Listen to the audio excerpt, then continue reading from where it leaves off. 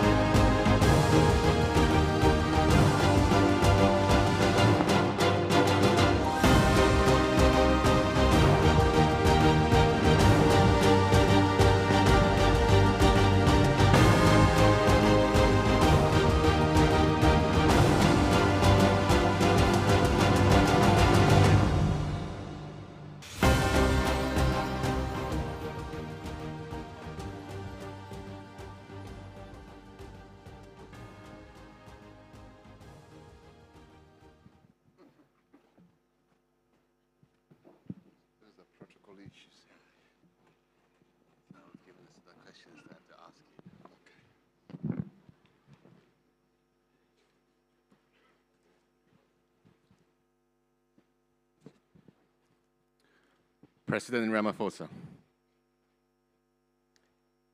a champion of justice and equality, a formidable businessman, an empire builder, a global statesman. As I said to you in the lift earlier on the way up, I'm a little bit nervous being here next to you. So if I start to shake, it's been in the presence of yourself.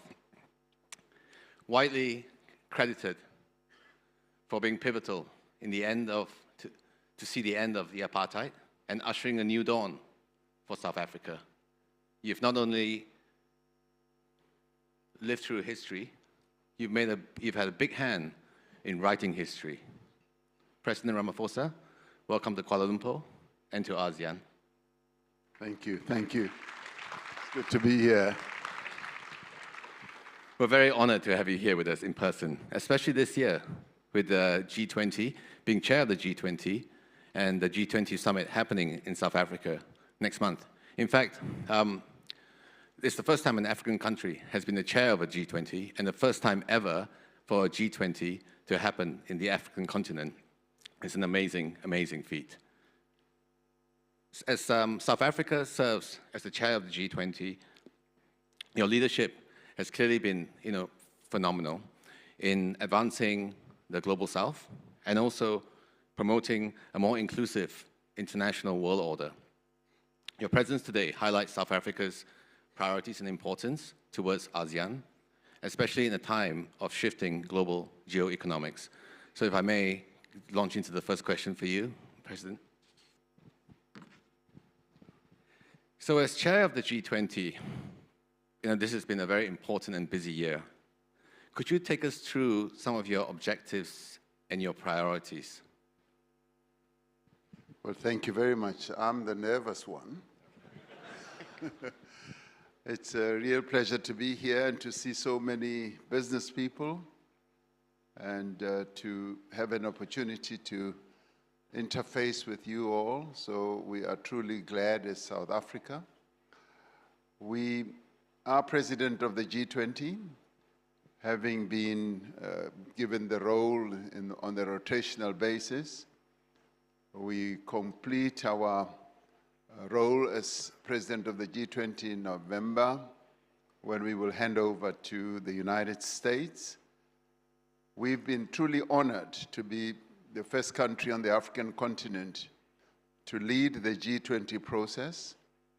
It's been quite a fulfilling and also inspiring process for us as a small country at the tip of the African continent. We felt that we should underpin the G20 process with 3 themes. We felt that the world needed to address the issue of equality, that where there is no equality, we should foster equality. And we are a poster country for equality because we live in a country where there was no equality, and we struggled since the arrival of the colonialists for 342 years to have equality in our country, and now we have it, but it's a process that we felt should be shared with the world, and that we should foster equality in the world because inequality is not good for the peoples of the world. The second theme we felt we should focus on is solidarity, that there is a need for solidarity so that the world should begin a process of encouraging working together so that the strong should support the weak, the rich should also support the poor, the sick, the healthy should support the sick, and solidarity means that we live together as human beings. And the other theme we felt needs to be addressed is sustainable development, that in everything that we do, we should seek for sustainability and not for short-term gains. So those are the 3 themes we felt we should underpin our G20 with, but identified a number of priorities. The first priority was to deal with the issue of disaster resilience, with climate change being the order of the day in the world now, where floods, fires, and everything else that happens damages the lives of people, infrastructure, and all that. There needs to be a process through which we have disaster resilience, where we are able to assist countries and people to recover from disaster. And we felt this is a topic that needs to be addressed frontally. And also, another priority is disaster or climate finance, that there needs to be more innovative ways of supporting countries that want to transit, for instance, to renewable energy, to have finance, and be able to reposition their economies and their countries. The other important priority that we identified was debt sustainability for nations, particularly when it comes to the cost of debt.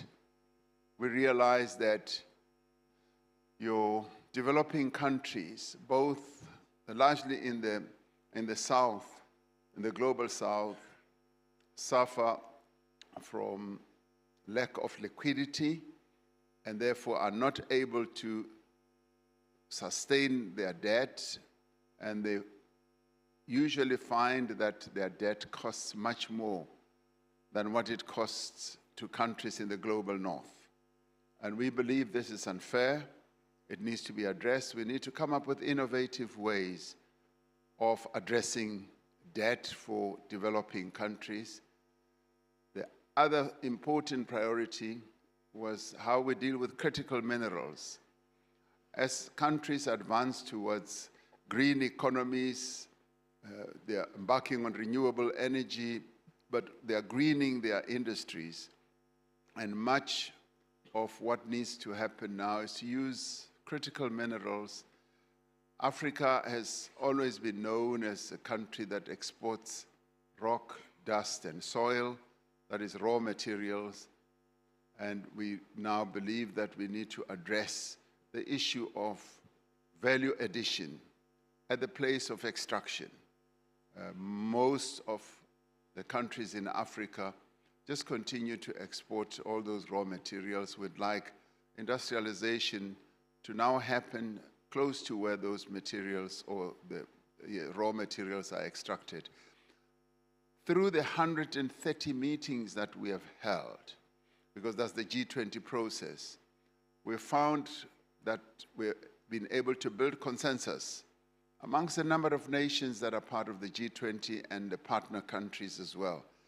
Now, we have been honored with the acceptance by our Prime Minister here in Malaysia, who will be attending the G20 as a partner country that we have invited. We felt that it's important for Malaysia, a country that we are allied with, to participate in the G20 as well. So Prime Minister Anwar Ibrahim will then honor us with his presence. So Malaysia will play a key role in the G20 process. So thank you very much. Thank you, Mr. President.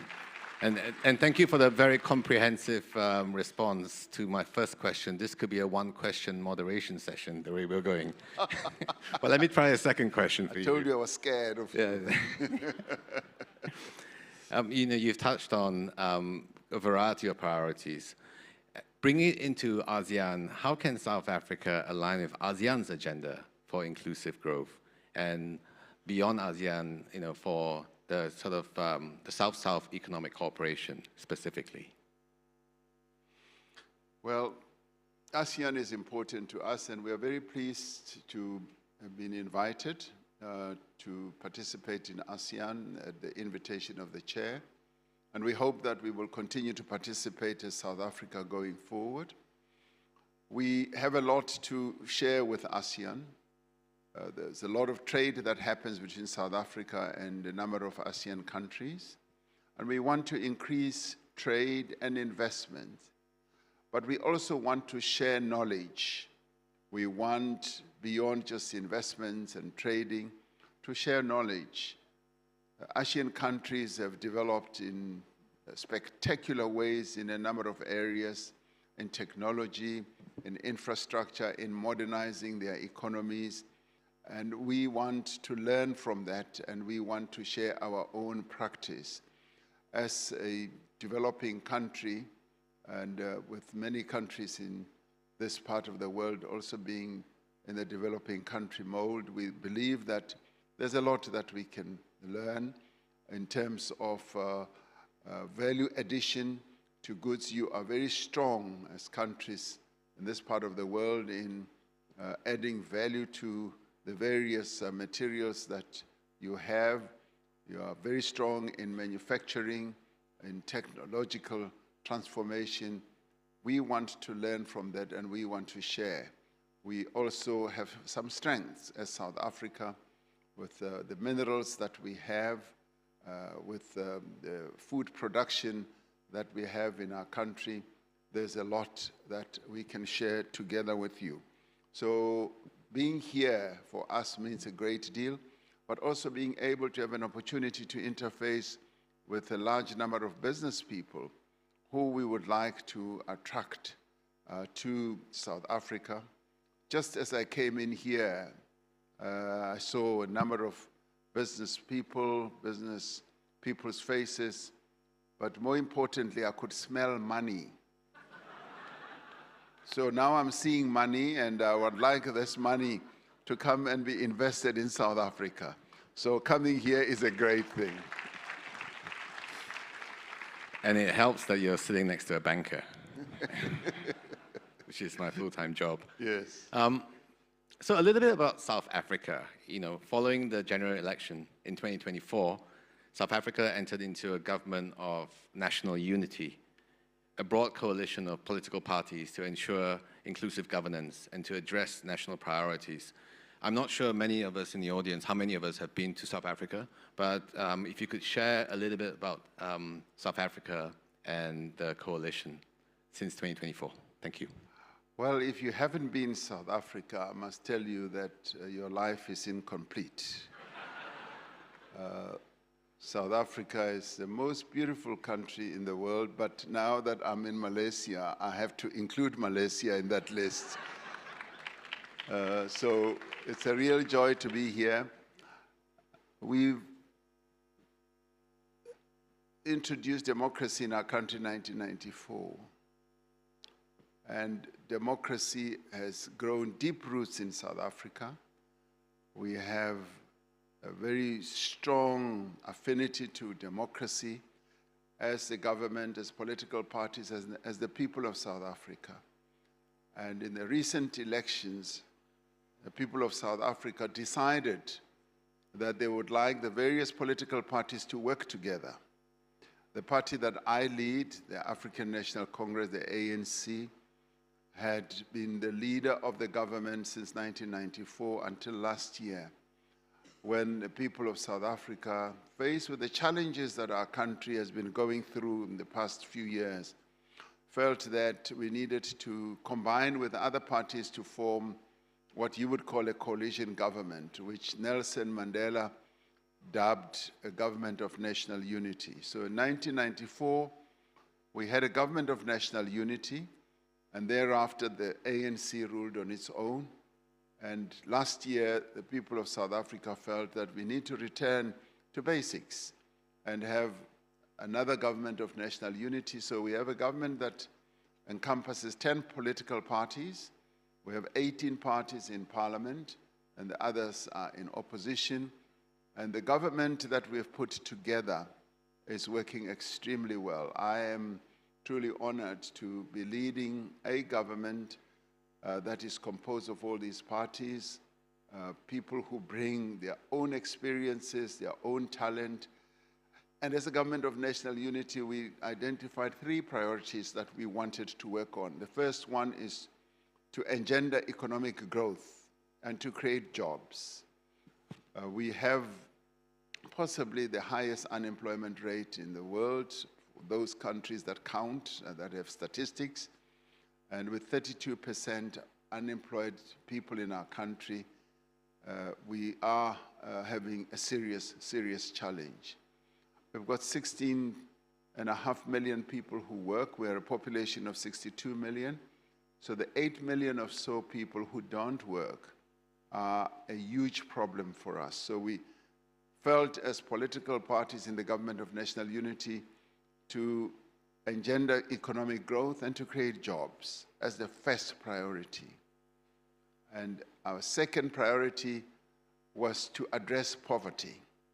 Poverty is still rife in our country, and it really emanates from our past, our colonial past and our apartheid past, which in many ways engineered that there should be continued poverty. And we felt as a government of national unity that we should address this in a pointed way, but also to reduce the cost of living, because the cost of living has just been growing exponentially. And the third priority we identified was to create and to ensure that we have a capable government, a capable, ethical, and developmental state.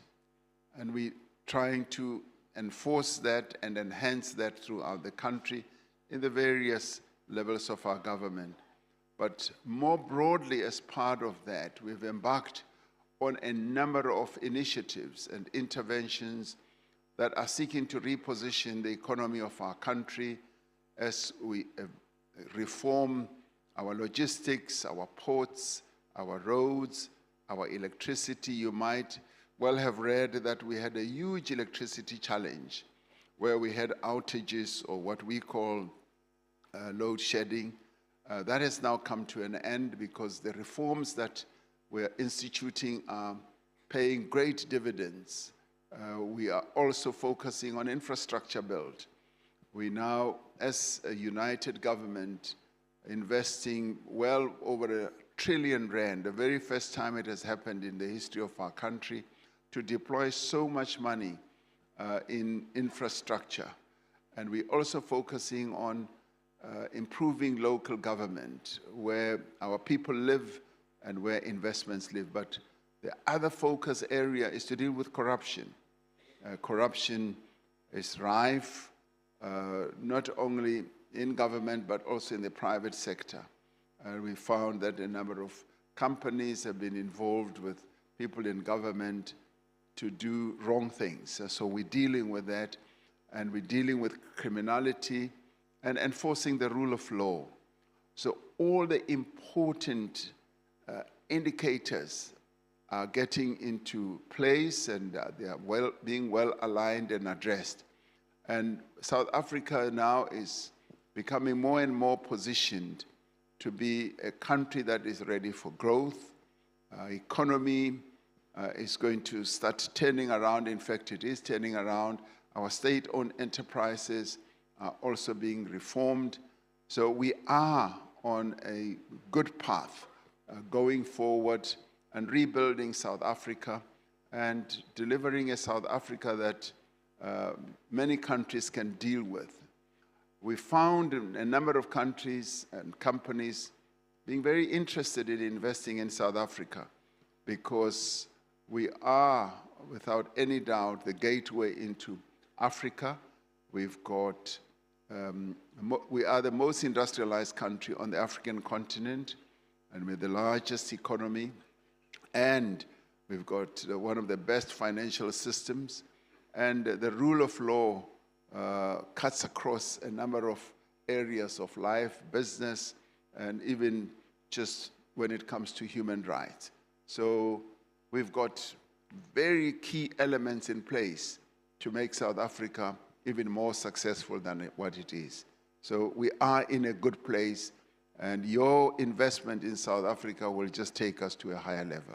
Thank you very much. Thank you. No, and I can reinforce that. Standard Chartered, we've been in South Africa for 160 years, and it remains a nation in Africa where we're extremely confident, and we look forward to greater things in South Africa. We're kind of running a little bit. Well, I wish you could vote, because then I would get your vote. I'll come over anyway, President. So we're kind of running out of time. I'm going to zoom straight into the last question. And again, as we talk about South Africa and Malaysia, and with the G20 happening next month, we will be coming with a pretty interesting business contingent. So maybe just share where you see the opportunities specifically, so that we can also ensure that the right people get on the aircraft to South Africa for the G20. Thank you. Well, there are many opportunities in South Africa. As I said, we are the most industrialized country.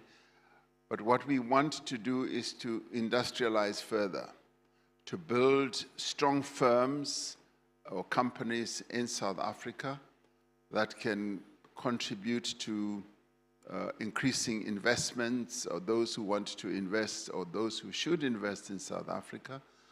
And we want to ensure that we continue being good partners. As it is now, Malaysia and South Africa have a really strong bilateral relationship.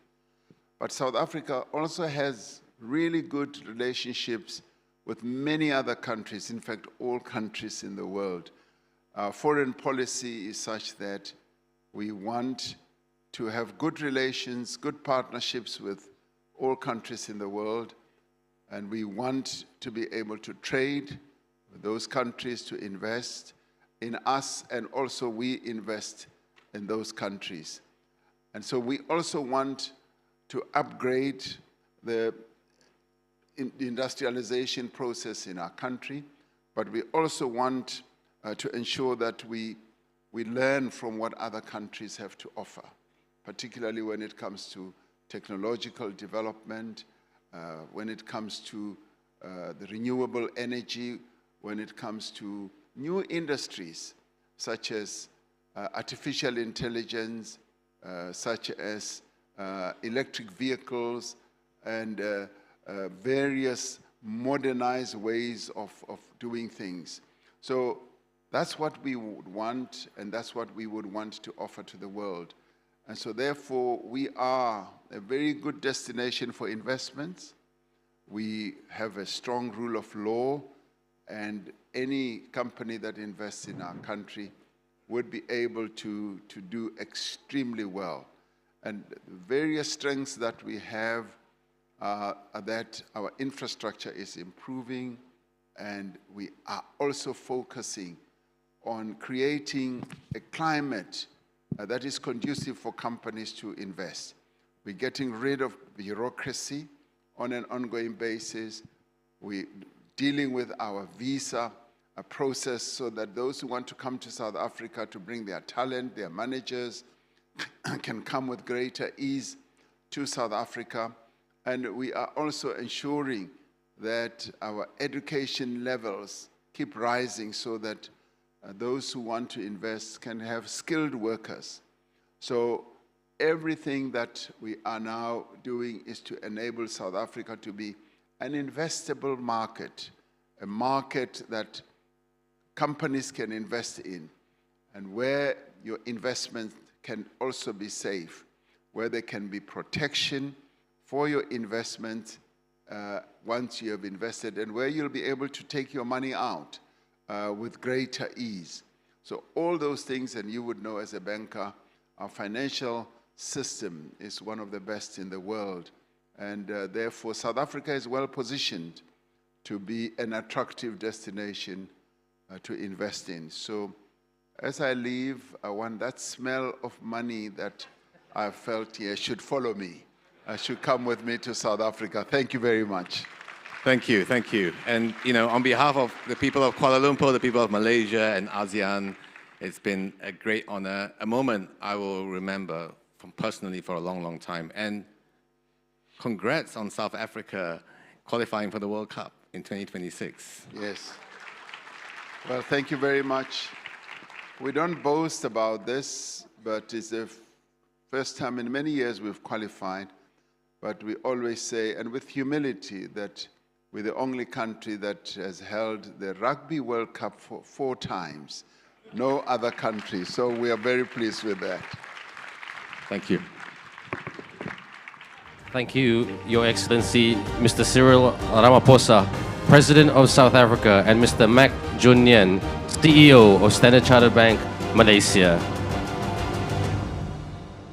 Your Excellency, of course, in your country of South Africa, we say lekker, which means outstanding, and we are grateful for your presence and support. And as they say, Baya Danki Siyabonga, Your Excellency, which means thank you for that outstanding presentation. And just to echo some of the words of the President of the Republic of South Africa, talking about our long-standing friendship over many years to furthering the strategic partnership between Malaysia, ASEAN, and the Republic of South Africa, recognizing that Republic of South Africa is a gateway to our regions, shared priorities, sustainability, and to echo the President's words, he smells the money, he wants the money, and he wants the money to follow him back home. So we're looking forward to building better trade investment relationships between ASEAN and the Republic of South Africa. Thank you, a warm welcome to Malaysia, and thank you, and we hope you enjoy your time here.